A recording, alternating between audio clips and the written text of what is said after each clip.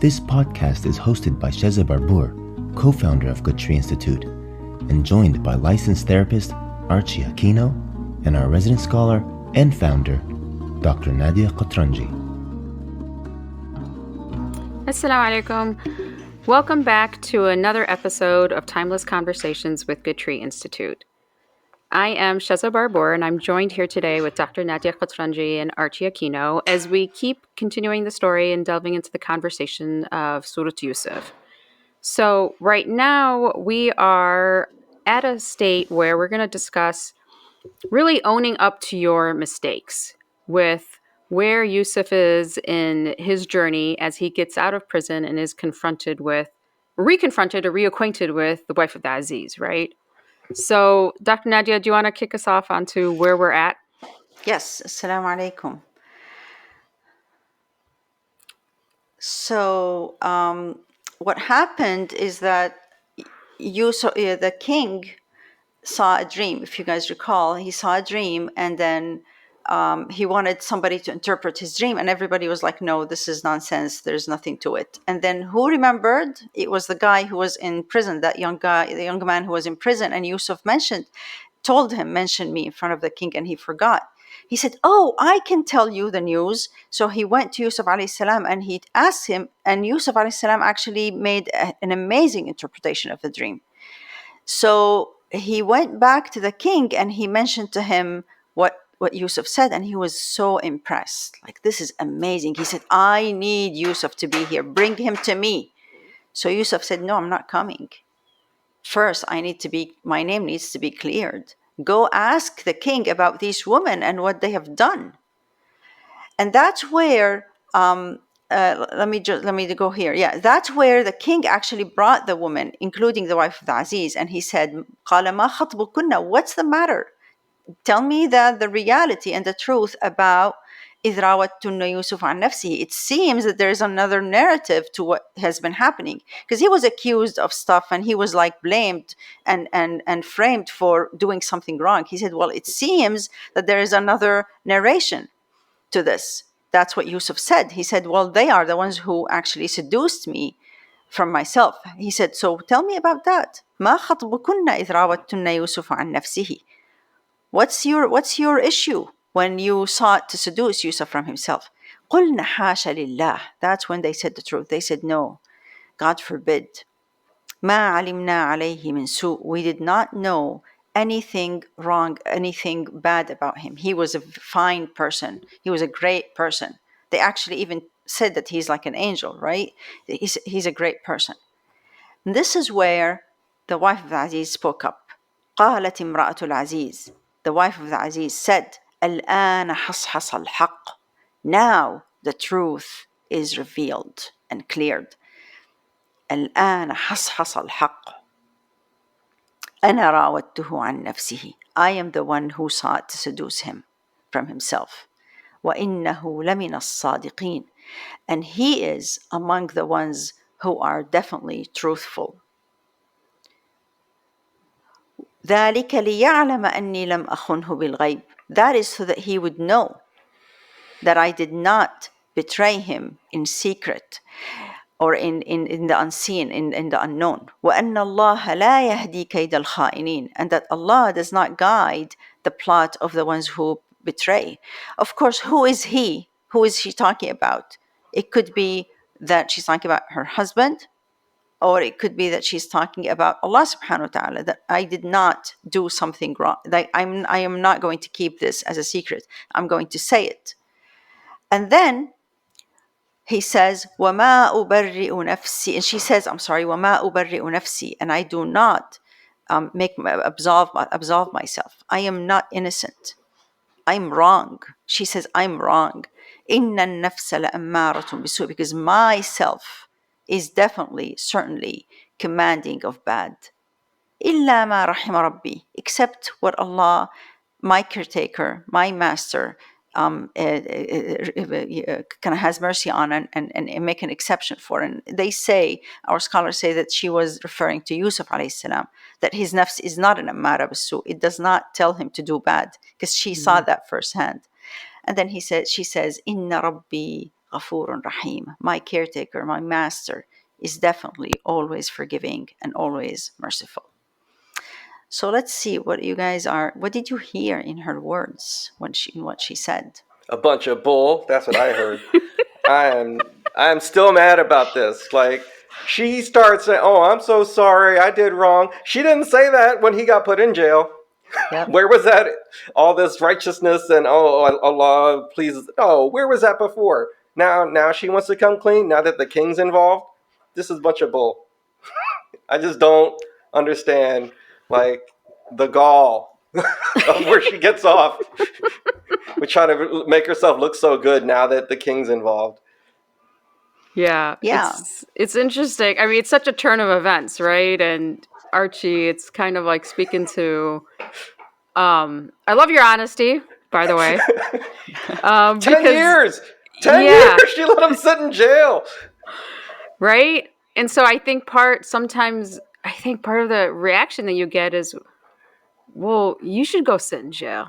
You know, yeah. You did this to somebody. You're so sorry. Go sit in jail for 10 years. That's how sorry you are. Or even like a day. You and you're living in your castle and you're living in your high society life, and it's you come back with that whole like, what's the consequence of this? Like, what's her punishment? Like, what is she?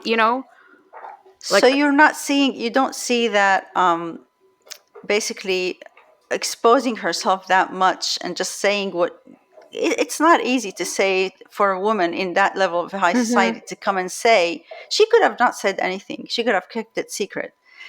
To come and to say, hey, listen, I am the one who did that. I mean, being a woman and being in that high level society, this is it's a nail in her reputation. It's not something that's so simple to do or to say. Don't you see that? Yeah, but what's her consequence going to be, really? I mean, friends have already admitted he's like an angel. He didn't do anything wrong. She was the one looking like a liar. And what choice does she have? Only to like acknowledge that she lied about it. And why are you saying that? She could have not lied. She could have not said anything. She could have continued in her lie. She could have, but she would look foolish. Why? Because everyone already admitted that he didn't do anything. Yeah, that's true. But she could have just been among them. It's not by herself. It's like, yeah, he's fine. And it could be go very well in terms of like, she doesn't have to say anything. The fact that she stood up and she said something speaks of, and even I really wanted to have you look at what she said. Did you notice anything in her words? I hear what you're saying. Don't get me wrong. I know that there are people who take advantage because they feel cornered and they feel I have nothing to do except to say I'm sorry. And we see it all the time, right? Oh yeah, well I come on media and I just say, hey, I did this mistake and I'm wrong and I resign and whatever. And because you have no other choice, because it was revealed and everything is to the public now, and you have to say that. I hear you. There are times where it's like that. But we also want to see, I think it's also extremely important not to reduce or not to demonize the fact that this woman stood up and said something. How do we know that she's not truthful? How do we know that she actually is not? Yes, she did wrong. And yes, the impact was huge. And yes, she had him in prison for a decade. That's true. It's all true. I remember there was this person who was very snobby in a team, and he was constantly being very, very bad. Like, he's a good player, but he was really bad. And he basically left, and his life crumbled. And then he came back to the team, which is like, he said, I'm really sorry. I said, really? You're coming to tell me now you're sorry? Like, really? He said, you did this to me. And I said, yes, you're right. And you did this to me. He says, yes, you're right. I'm sorry. What do I do? Tell me. I am sorry. And I want to restore that. And yes, we know that it's going to take time, but I'm sorry. So, yeah. Sometimes it's too little, too late, you know? That's what comes to my mind. Too little, Yeah, too that's late. true. That's fine. And see, it's the person who was victimized can have their own reaction. They can say, "I am not taking this," as you said. I'm not. This is all crap, and I'm not taking it. That's fine. You could do that, but we cannot dismiss that there is a possibility that this person is actually truly sorry, and we have to be willing. And it's up to the other person has a choice, and this person also. We can't just say, oh, for sure. Now, no, it's not accepted.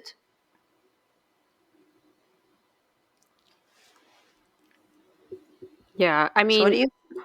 I don't know. I see it both ways. Yeah.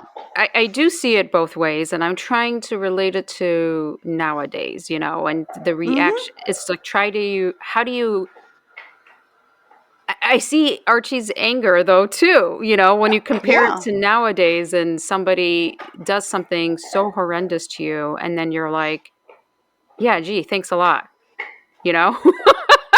What's the point of it? But I do see that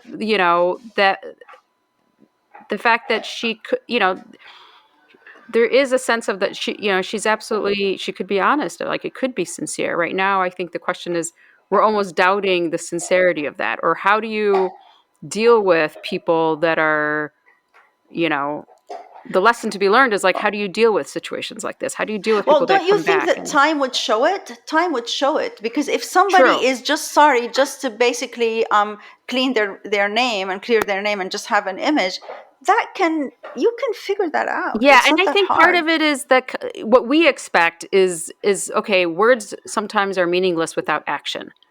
So it's kind Mm-hmm. of like, okay, you're sorry. Prove it. Prove that you're sorry. How are you going to Exactly. prove it? And that's the part that we don't see, right? At least in this story. But I think that's our reaction for a lot of people. I mean, if you are being a victim, like this is something. I mean, there's a lot of scenarios nowadays where people Mm-hmm. come back and something horrible has happened to them, or the relationships with people, and then they're like, oh, I'm sorry, you know. And then the person can just easily be like, well, then you got to earn my trust again. You got Mm-hmm. to prove that you're sorry. Just saying it, that's also part of one of the easier things to do is just say, okay, fine, I'll say it. I'll say it, Yep. just to get it Yep. out there, just to put it back on you or something. But it's like, how do you trust that apology, that it's sincere and that there's something to back it up, right? And that's Yeah. where I And see both sides of what, Archie's frustration with it. But then also there's the truth. Like, she could be really sorry, but we just haven't seen it flush out yet, right? yeah, and I think you have to look at it this way. And I know that Archie, you will even kind of like go further with this. Each person, the person who is wrong and the person who is being wronged, each person has their own. They're independent in this. It seems connected, but it's really not. The person who is being wronged or victimized, it's your choice what you want to do with it. Whether Hmm. the person said I'm sorry in like really sorry, whether they apologize, whether they did not apologize, whether they apologize sincerely, whether they didn't apologize sincerely, that's their thing. For you to be basically suspending your forgiveness and you're moving from this victimization on the person's reaction, you are basically giving that person their power, your power. You're just basically now, okay, it's conditional. I will wait. You have to suffer like I did so I can forgive you and move on. Or you have to really show me and prove to me how much you are sincere so that I can move on. What if they never do? What if they That's true. never ask Right. for forgiveness? What do you do? Are you stuck there for the rest of your life, living in the mud of victimization and being, oh my God, like how awful my life was? Archie, you can't deny this. I know you speak about this all the time. Yeah, and it reminds me of an argument I had with my ex-wife once, and I was having that attitude of, yeah, you're wrong and I'm right, and she was trying to make it better, and I was just not accepting her apology, and she like let go of the tug of war rope. She's like, you just want to stay mad, so be mad. Good And then luck. she just kind of left me there by myself being mad. And I was like,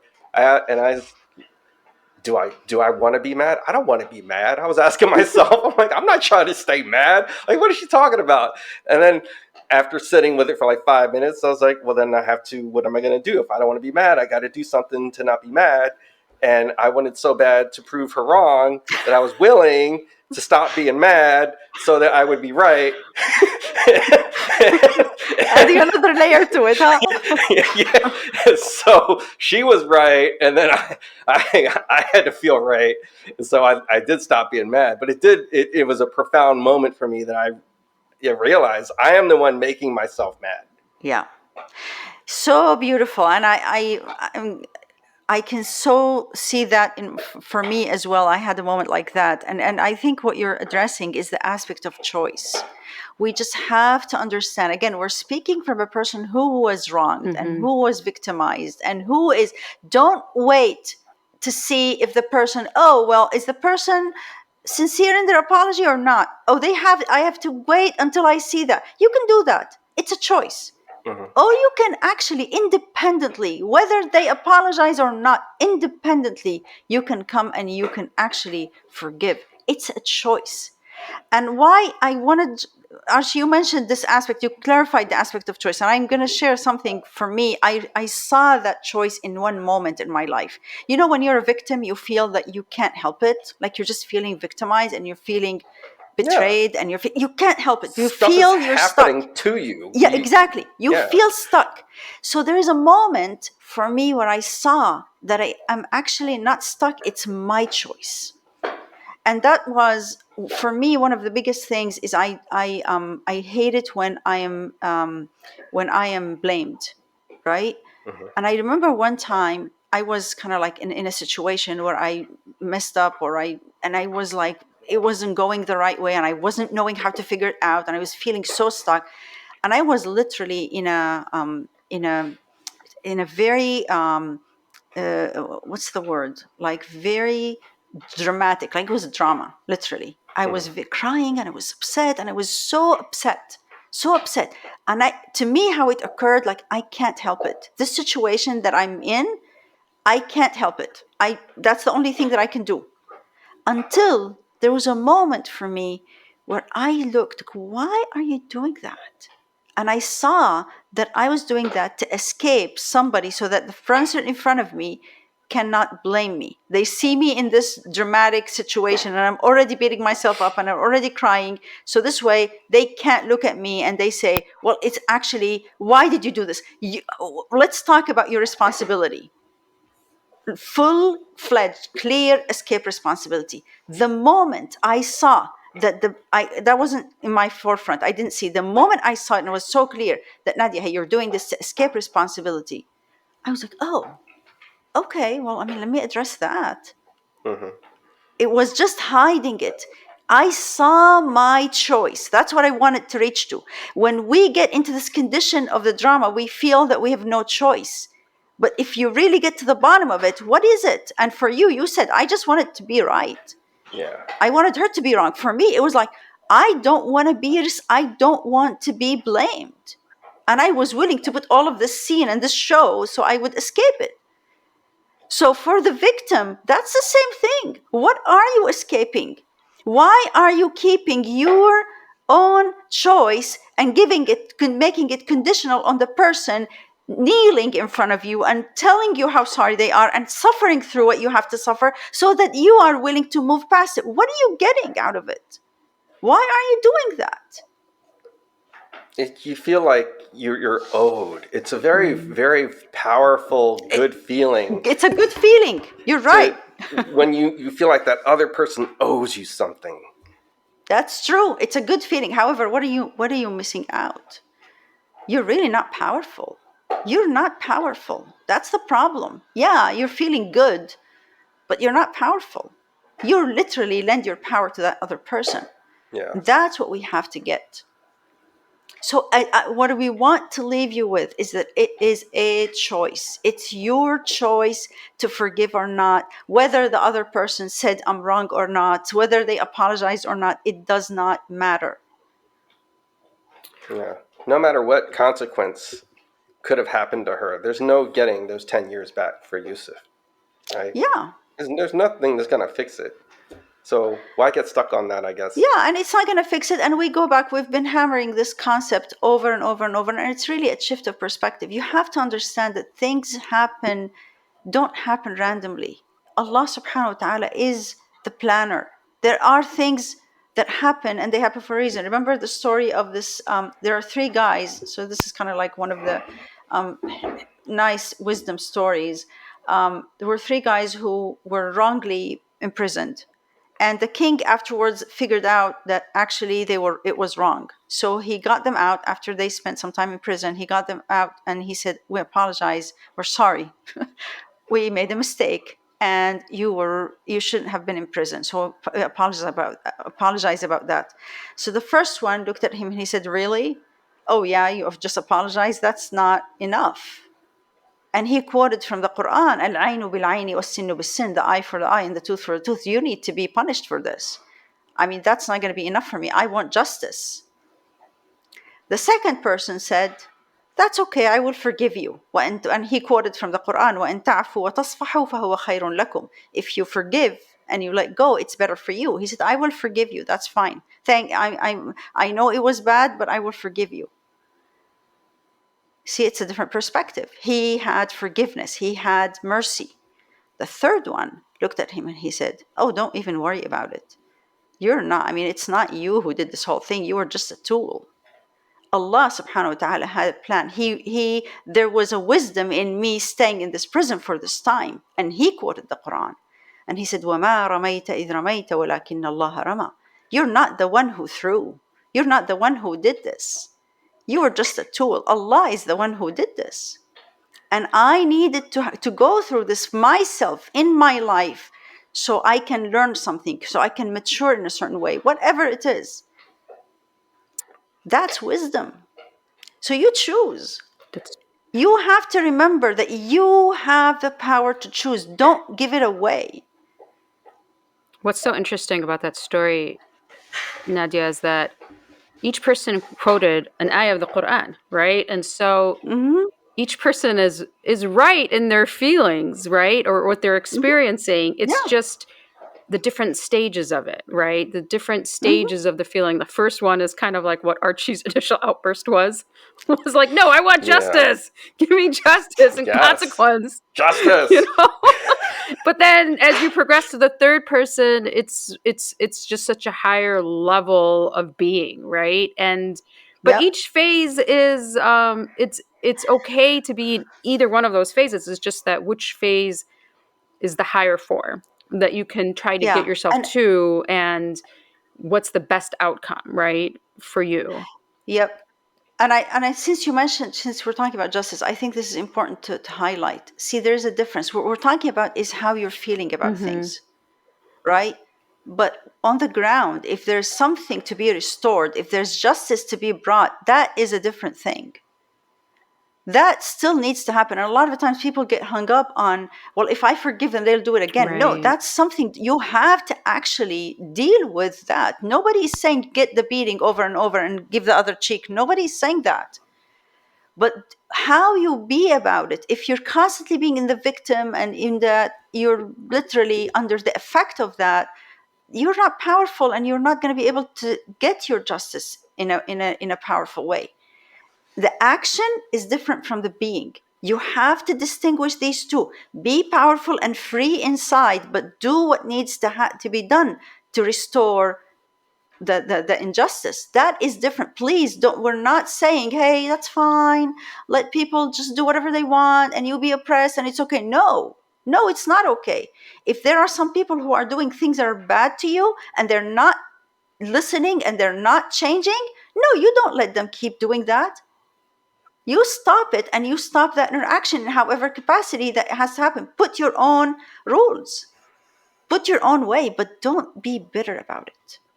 Don't feel a victim. Oh, okay. I got confused for a second because I'm like, how are you supposed to forgive them and not want to see any sort of repercussions, but still move forward it was very confusing for a second, but then when you said that last part, like it's more about just not getting stuck in the emotional component of wanting some sort of retribution or punishment, and letting go of that while still doing something to prevent the problem from happening again.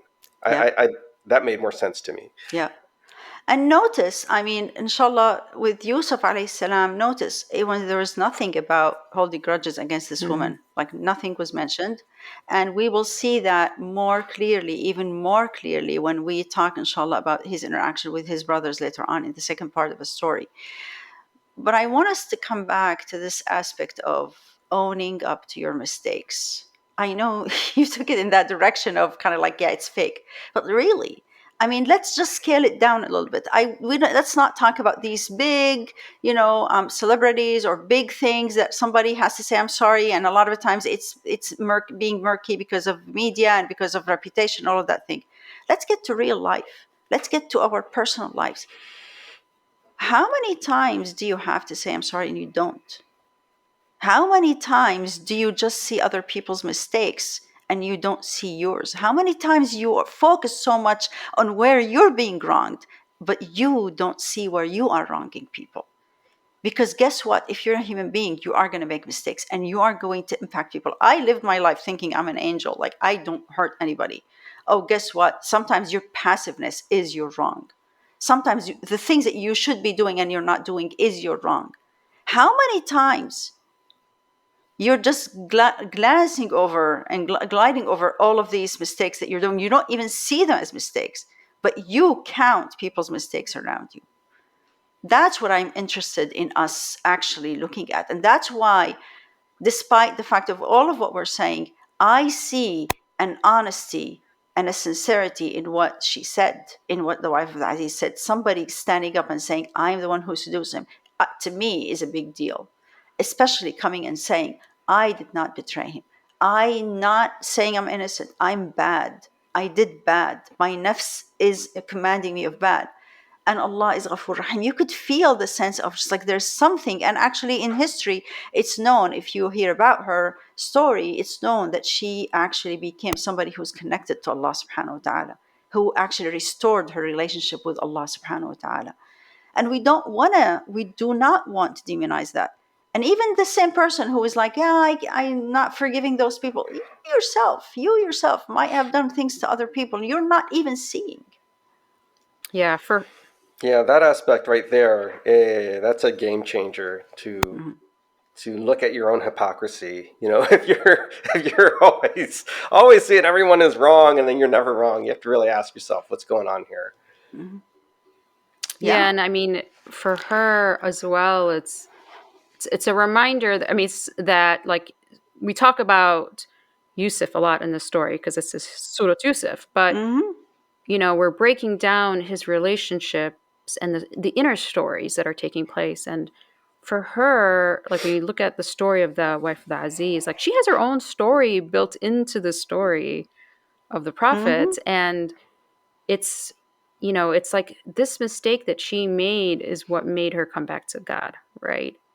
It's That's true. It's her Wow. mistake that made the turnaround for her to come back and reconnect and have the courage to admit things, because a lot of people will not have the courage to admit anything and just, you know, like even if they are sorry and they have repented, and like many of us, right? Like there's things that we've gone through in our lives when we're like, we can admit to ourselves that, okay, I did something wrong and I'm asking God for forgiveness and I'm repenting, but we don't have the courage to go publicly and say, I did this, this, and this, Yes. and acknowledge that publicly. It's kind of like, let's just, I'll just deal with it on my own, you know? So, you know, it's such an interesting story within a story of transformation and return. Yeah, and to your point regarding her coming back to Allah subhanahu wa ta'ala, when she basically framed Yusuf alayhi salam suffered from prison outwardly, but inwardly, remember with last episode we were talking about how peaceful he was. But she actually, we thought just, yeah, well, she was living her life. How do you know? what her path to coming back is because she was inwardly suffering. She wasn't happy that decade when Yusuf was in prison. She was dealing with, what did I do? There's no way you can escape. Even if you're not feeling guilty, the mistakes and sins have an impact. They have a consequence. The lie that you made and all of that stuff that you made is not going to go away. It's going to stay in your face and it's going to have a consequence in your life. And she had to deal with that. And that's what had her, like, her life was not, it was hell. That's what had her to come to Allah subhanahu wa ta'ala and to say, hey, guess what? No, it's easier for me to get this off and to say it and to repent than staying in this hell.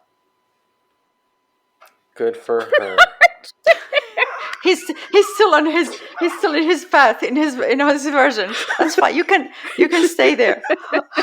I mean, a lot of people, by the way, can see themselves in her shoes, because as we said, when we talk about Yusuf alayhi salam, people feel that this is kind of like very ideal, but a lot of people are stuck and they don't know, and we don't know. We're stuck in the mistakes that we're making and we're not figuring a way out. And her story shows how to really get out, find a way out of it. So that's what we would want. We would want to really have each and every one of us look at it from that perspective. Be vigilant about your actions, about your interaction with people. When something is not working, don't right away point finger at the people in front of you. Look at yourself. Where am I responsible in this? What mistake did I do? What things did I not do that caused this to happen? Don't right away think it's not you.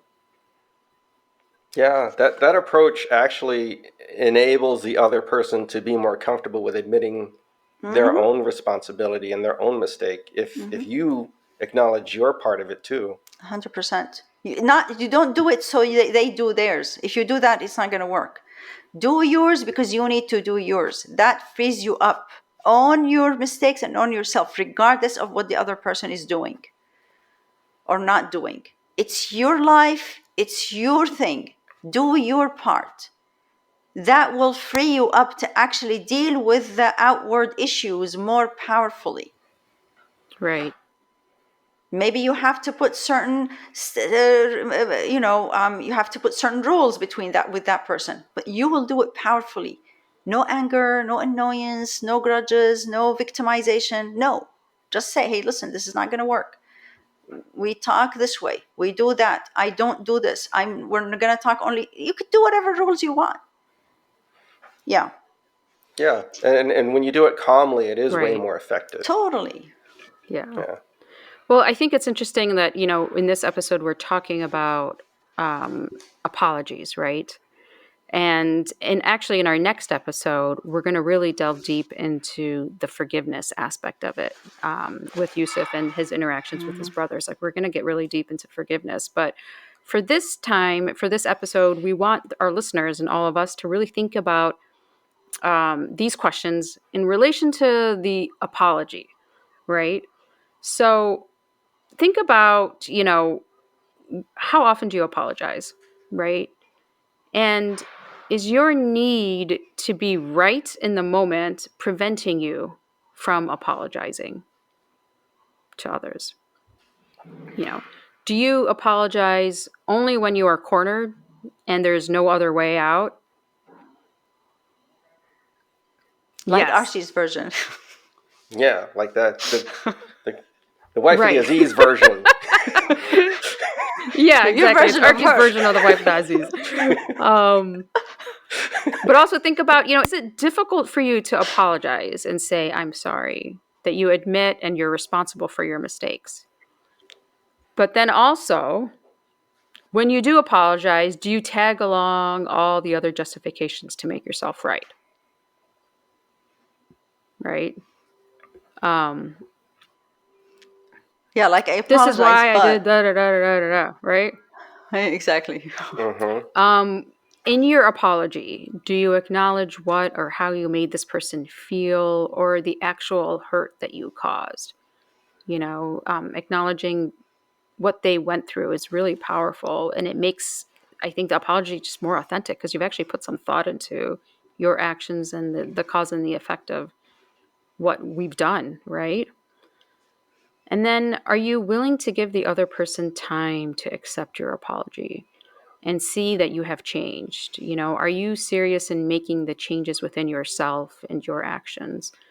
Because a lot of times, and even in this situations like with the story, is that you can apologize, but that other person may not accept it right away. And that's okay. Like, people need time to accept apologies and process that. And you need to give people the grace to go through what they need to go through to also accept that apology. And you may see it and you may not see it. You may not even know, if the person really accepted the apology, if you were forgiven or not, or whatnot, but you need to continue on.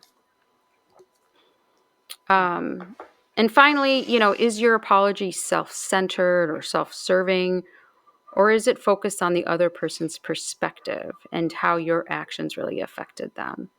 So kind of like, what's your intention behind the apology, right? So we want everybody to take time, really, be introspective, think about these and, in our relations, in our own lives. And, we need to, I think we talk about this a lot, is just bringing back the art of apology, because we live in a society and a time where actually nobody apologizes for anything anymore. Nobody says, I'm sorry. Or if they do, it's Yeah. just lip service. Exactly. Or if they do, it's Yep. lip service. That's true. Because HR is making them do it. Yeah. So thanks again for joining us on this episode. Next episode, we will delve into then the opposite side of this, which is forgiveness. And we'll, go through sort of Yusuf and his stories with his brothers and see how he dealt with forgiveness. So inshallah, see you next time and take care. Assalamu alaikum. If you like listening to our conversation about the Quran, imagine how much more you would get out of participating in a live conversation about the Quran with Dr. Nadia and a room full of people engaging with the Quran. Join us at our next in-person Seeds of Wisdom retreat, online with our weekly Quran and Me sessions, or for the youth at one of our Camp Z retreats.